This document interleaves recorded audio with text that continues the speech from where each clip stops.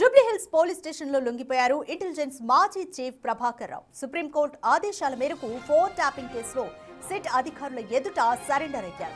ఆయన్ను అదుపులోకి తీసుకుని విచారించేందుకు సిద్ధమయ్యారు సిట్ అధికారులు.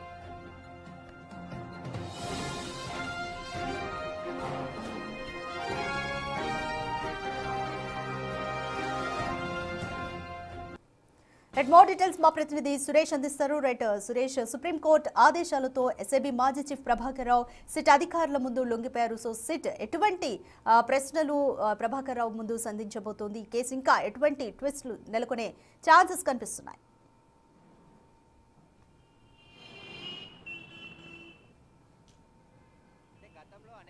ప్రభాకర్ రావుని విచారించారు, కానీ ఆయన విచారణకు ఏమాత్రం సహకరించలేదని చెప్పేసి పోలీసులు సుప్రీంకోర్టులో పిటిషన్ దాఖలు చేయడం జరిగింది. ప్రభాకర్ రావుకు ఉన్నటువంటి ఎగ్జామ్షన్స్ ఏనుందో అవి ఎత్తివేసి ప్రభాకర్ రావుని కస్టడీకి అనుమతి ఇవ్వాలని చెప్పేసి కూడా సుప్రీంకోర్టులో పిటిషన్ దాఖలు చేసి వాదనలు వినిపించడం జరిగింది. అయితే ప్రభుత్వం దాఖలు చేసినటువంటి పిటిషన్కి సుప్రీంకోర్టు పోలీసుల కస్టడీకి వారం రోజుల పాటు ప్రభాకర్ రావుని లొంగిపోవాలని చెప్పేసి కూడా నిన్న ఆదేశాలు జారీ చేయడం జరిగింది. ఆ ఆదేశాల ప్రకారం ఈరోజు 10:50 జూబ్లీహిల్స్ పోలీస్ స్టేషన్కి వచ్చి ప్రభాకర్ రావు లొంగిపోవడం జరిగింది. ప్రభాకర్ రావుని వారం రోజుల పాటు జూబ్లీహిల్స్ పోలీస్ స్టేషన్లోనే విచారించబోతున్నారు. అయితే ప్రభాకర్ రావు ఎస్ఐబి చీఫ్గా ఉన్నాడు కాబట్టి గతంలో ఆ సమయంలో ఫోన్ ట్యాపింగ్ జరిగింది. ఫోన్ ట్యాపింగ్లో అనేక మంది డాటాని సేకరించి ఆ డాటాని అంతా కూడా ధ్వంసం చేశాడని చెప్పేసి కూడా పోలీసులు గుర్తించడం జరిగింది. గత విచారణలో ప్రభాకర్ రావు ఏ విధంగా కూడా విచారణకు సహకరించలేదు అని చెప్పేసి కూడా సుప్రీంకోర్టు దృష్టికి తీసుకెళ్లడం జరిగింది. అయితే ఇప్పుడు ప్రభాకర్ రావుని పోలీసులు వారం రోజుల పాటు కస్టడీలోనే విచారించబోతున్నారు. ఈ విచారణలో సంచలన విషయాలు బయటకు వచ్చే అవకాశం ఉంటుంది. ఎందుకంటే ఎస్ఐబి చీఫ్గా ఉన్నటువంటి ప్రభాకర్ రావే మొత్తం ఫోన్ ట్యాపింగ్కి మొత్తం నడిపించాడని చెప్పేసి కూడా గతంలో అరెస్ట్ అయినటువంటి పోలీస్ అధికారులు సమాచారం ఇచ్చారు. కాబట్టి ఇప్పుడు స్టేట్మెంట్ ఇచ్చారు. ఆ స్టేట్మెంట్ ఆధారంగా ప్రభాకర్ రావుని మళ్ళీ విచారించబోతున్నారు. ప్రస్తుతం జూబ్లీహిల్స్ పోలీస్ స్టేషన్లోని 2వ అంతస్తులో ప్రభాకర్ రావుని విచారిస్తున్నారు. Hyderabad law and order additional CP Tahseel Iqbal కూడా ఇక్కడికి రావడం జరిగింది ఆయన నేతృత్వంలో. అదేవిధంగా జూబ్లీహిల్స్ ఏసీపీ వెంకటగిరి ఇద్దరు కూడా ప్రభాకర్ రావుని విచారిస్తున్నారు. విచారణ కూడా ప్రారంభమైంది. మొత్తం వీడియో రికార్డింగ్ ఆయన విచారణ అంతా కూడా చేయబోతున్నారు. అయితే గతంలో ఆయన మాజీ పోలీస్ అధికారి కాబట్టి విచారణని ఏ విధంగా అడ్డుకోవచ్చు, ఎలాంటి సమాధానాలు చెప్పొచ్చు అనేది ఆయనకు తెలుసు కాబట్టి వాటన్నిటికి కూడా ప్రిపేర్ అయ్యి ఇప్పుడు విచారణ చేయబోతున్నారు. ఎందుకంటే గతంలో విచారణకి ఏ విధంగా కూడా ఆయన సహకరించలేదు. ఆయన గతంలో వాడిన ఫోన్ నెంబర్లకు కావచ్చు, ఆయన ఐప్యాడ్కి ఉన్నటువంటి పాస్వర్డ్ కానీ చెప్పలేదు అని చెప్పేసి కూడా పోలీసులు చెప్పారు. కాబట్టి ఇప్పుడు ఆయన ఐప్యాడ్, ఆయనకు సంబంధించిన గతంలో వాడిన సెల్ ఫోన్లు, ప్రభాకర్ రావుకి ఎవరు ఆదేశాలు ఇచ్చారు, ఎవరెవరి ఫోన్లను ట్యాపింగ్ చేయించాడనే దానికి సంబంధించి ఇప్పుడు కీలక సమాచారం రాబట్టే అవకాశం ఉంది. ఇప్పటి వరకు కేవలం పోలీస్ అధికారులు మాత్రమే ఈ కేసులో అరెస్ట్ అయ్యారు. కానీ రాజకీయ నాయకులకు సంబంధించిన పాత్ర ఎంతవరకు ఉందనేది ప్రభాకర్ రావే ఇప్పుడు చెప్పాలి. వాటికి సంబంధించిన ఆధారాలు ప్రభాకర్ రావు అందిస్తేనే ఇప్పుడు పోలీసులు ఫర్దర్గా యాక్షన్ తీసుకునే అవకాశం ఉంటుంది. ఎందుకంటే ఈ కేసులో రాజకీయ పలుకుబడి ఉన్నటువంటి వాళ్ళు చాలామంది ఇన్ఫ్లుయెన్స్ చేసి వారి అవసరాల కోసం ఫోన్ ట్యాపింగ్ వాడారని చెప్పేసి కూడా సిట్టు గుర్తించింది. కాబట్టి అనేక మంది అంటే జడ్జీల ఫోన్లో ట్యాపింగ్ చేయడంతో పాటు రాజకీయ నాయకులవి, జర్నలిస్టులవి, వ్యాపారవేత్తలవి అనేక మంది ఫోన్లను కూడా ట్యాపింగ్ చేసి బెదిరింపులకు గురి చేశాడు ప్రభాకర్ రావు అని చెప్పేసి కూడా తిరుపతి అన్న, భుజంగారావు, అదేవిధంగా ప్రణీత్ రావు, మిగతా అరెస్ట్ అయినటువంటి వారందరూ కూడా స్టేట్మెంట్ ఇచ్చారు. కాబట్టి ఇప్పుడు ప్రభాకర్ రావు నోరు విప్పితే ఎలాంటి విషయాలు బయటకు వస్తాయి? ఎందుకంటే గతంలో విచారణకు వచ్చిన సందర్భంలో ఉదయం నుంచి సాయంత్రం వరకు మాత్రమే విచారణకు వచ్చి వెళ్ళిపోయేవాడు. కానీ ఇప్పుడు వారం రోజుల పాటు పోలీసుల కస్టడీలోనే ఉంటాడు. కాబట్టి పోలీసులు తమదైన స్టైల్లో ఖచ్చితంగా ఆయన నుంచి సమాచారం రాబట్టే అవకాశం ఉంటుంది. సుప్రీంకోర్టు కూడా ఆయనని ఫిజికల్గా ఎలాంటి ఇబ్బందులు పెట్టొద్దు అని చెప్పేసి సుప్రీంకోర్టు స్పష్టమైన ఆదేశాలు ఇచ్చింది. కాబట్టి ఇప్పుడు ప్రభాకర్ రావుని ఏ విధంగా విచారిస్తారు, అతని నుంచి ఎలాంటి సమాచారం రాబడతారు, ఈ వారం రోజుల విచారణ చాలా కీలకంగా ఉండబోతుంది. ఎందుకంటే ఫోన్ ట్యాపింగ్ కేసులో గతంలో అడిషనల్ ఎస్పీలు అరెస్ట్ అయ్యారు, డిఎస్పీ ప్రణీత్ రావు అరెస్ట్ అయ్యారు. వారందరూ కూడా ఒకటే చెప్పారు, ప్రభాకర్ రావు చెప్తేనే మేమంతా ఇది చేశామని చెప్పేసి వారు స్టేట్మెంట్ ఇచ్చారు. కాబట్టి ఆ స్టేట్మెంట్తో పాటు ఇప్పటి వరకు దర్యాప్తు బృందం సేకరించినటువంటి ఆధారాలన్నింటిని కూడా ప్రభాకర్ రావు ముందు ఉంచి విచారించే అవకాశం ఉంటుంది. ప్రభాకర్ రావు గత గవర్నమెంట్లో చాలా కీలకంగా పనిచేయడం జరిగింది. ఎస్ఐబి చీఫ్గా అంటే నక్సలైట్ వింగ్ కోసం ఏర్పాటు చేసినటువంటి ఎస్ఐబిని ఆయన సొంత అవసరాలకి, అదేవిధంగా పొలిటికల్గా రాజకీయ నాయకులకు సంబంధించి ఎవరెవరు ఎక్కడికి వెళ్తున్నారు, ఎవరితో మాట్లాడుతున్నారు, ప్రతిపక్షాలకు సంబంధించిన ప్రతి మూమెంట్ని కనిపెట్టడానికి ఒక టీంని ఏర్పాటు చేసి ప్రణీత్ రావు ఆధ్వర్యంలో మొత్తం ఫోన్లు ట్యాపింగ్ చేసి వారి మూమెంట్లు అంతా కూడా కనిపెట్టి ఆ తర్వాత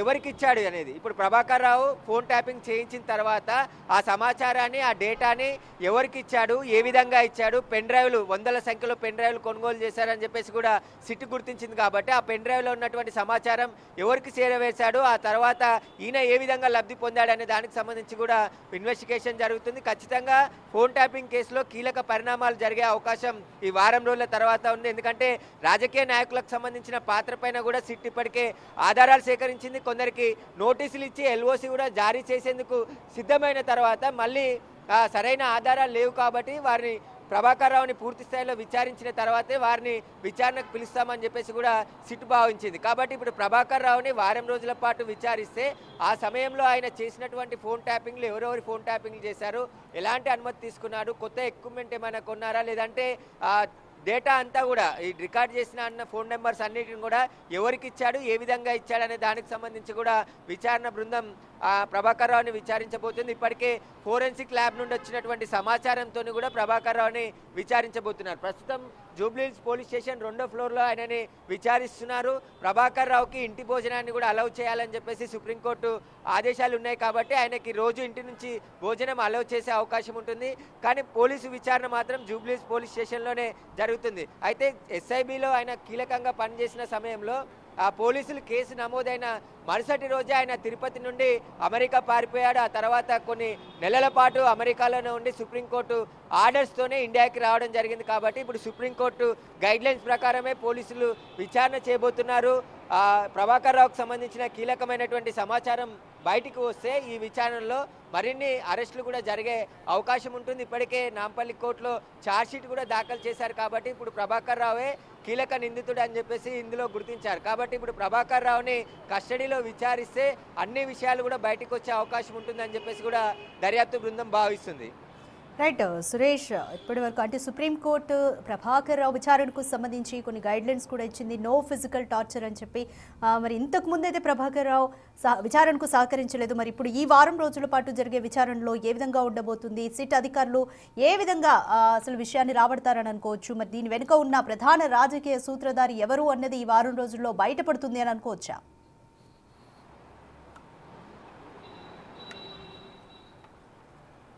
అంటే గతంలో Prabhakar Rao task force DCP ఉన్నటువంటి రాధాకిషన్ రావుకి సంబంధించి ఆయన స్టేట్మెంట్లో కొంతమంది పేర్లు చెప్పడం జరిగింది. ప్రభాకర్ రావు చెప్తేనే సుప్రీం అనే లీడర్ ఇచ్చారు, ఆయన ద్వారానే మేము ఇవన్నీ చేశాము, టాస్క్ ఫోర్స్ కార్యాలయంలో అనేక మందిని బంధించి చిత్రహింసలకు గురి చేసి వారి ద్వారా సమాచారాన్ని కూడా సేకరించి బెదిరింపులకు గురి చేసినట్టు కూడా పోలీసులు గుర్తించడం జరిగింది. అయితే మాజీ టాస్క్ ఫోర్స్ డీసీపీ రాధాకిషన్ రావు కూడా ఈ కేసులో కీలకంగా ఉన్నాడు కాబట్టి ఆయన ఇచ్చిన సమాచారాన్ని కూడా ఇప్పుడు ప్రభాకర్ రావు ముందుంచి విచారించే అవకాశం ఉంటుంది.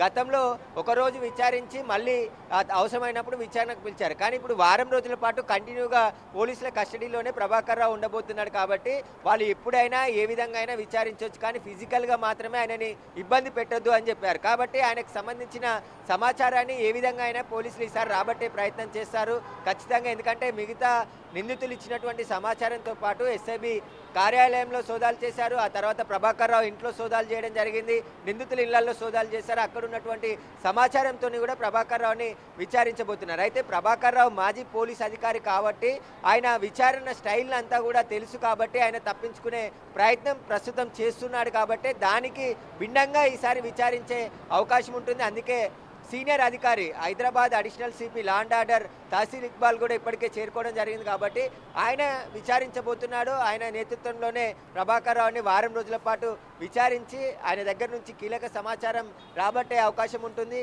ఎందుకంటే ప్రభాకర్ రావుకి ఆదేశాలు ఎవరిచ్చారు, ఎందుకు ఫోన్ ట్యాపింగ్ చేయాల్సి వచ్చింది, నక్సలైట్లకు సంబంధించిన నెంబర్లని పేరు పెట్టి ఆ తర్వాత రాజకీయ నాయకులు వారి కుటుంబ సభ్యులై బీజేపీ ఎమ్మెల్యేలై ఎంపీలై కూడా ఫోన్లు ట్యాపింగ్ చేసినట్టు ఆ సిట్ గుర్తించింది. వాళ్ళ స్టేట్మెంట్ కూడా రికార్డ్ చేసుకోవడం జరిగింది. గతంలో కొండా విశ్వేశ్వర్ రెడ్డిది, ఈటల రాజేందర్, బండి సంజయ్ వీరందరు ఇచ్చిన స్టేట్మెంట్ని కూడా ఆధారంగా ఇప్పుడు ప్రభాకర్ రావుని పోలీసులు విచారించబోతున్నారు. కాబట్టి చాలా సమాచారాన్ని సేకరించారు. వాటన్నిటిని నిజమా కాదా అనే దానికి సంబంధించి ఇప్పుడు ప్రభాకర్ రావుని విచారిస్తే కొన్ని విషయాలు బయటకు వచ్చే అవకాశం ఉంటుంది. ఖచ్చితంగా ఈసారి ఆయన నుంచి సమాచారం రాబట్టేందుకే పోలీసులు ప్రయత్నం చేసే అవకాశాలు ఎక్కువ కనబడుతున్నాయి. కాబట్టి ఇప్పుడు కస్టడీలో ఇన్ని రోజుల పాటు విచారణ ఒకలాగా ఉంటుంది, కానీ ఇప్పుడు కస్టడీలో విచారిస్తున్నారు కాబట్టి ప్రభాకర్ నోరు విప్పే అవకాశాలు చాలా ఎక్కువగా ఉంటాయని చెప్పేసి కూడా మాజీ పోలీస్ అధికారులు చెప్తున్నారు, న్యాయ నిపుణులు కూడా చెప్తున్నారు. కాబట్టి ప్రభాకర్ రావు ఏం జరిగింది, అసలు ఫోన్ ట్యాపింగ్ ఎందుకు చేయాల్సి వచ్చింది, ఎవరెవరు ఫోన్ ట్యాపింగ్ చేశారు, ఎక్కడెక్కడ చేశారు, వాటన్నిటికి సంబంధించిన సమాచారం ఇస్తే ఖచ్చితంగా నెక్స్ట్ ఇంకా కొన్ని అరెస్టులు జరిగే అవకాశం కూడా ఇక్కడ స్పష్టంగా కనబడుతుంది. Right, thank you Suresh.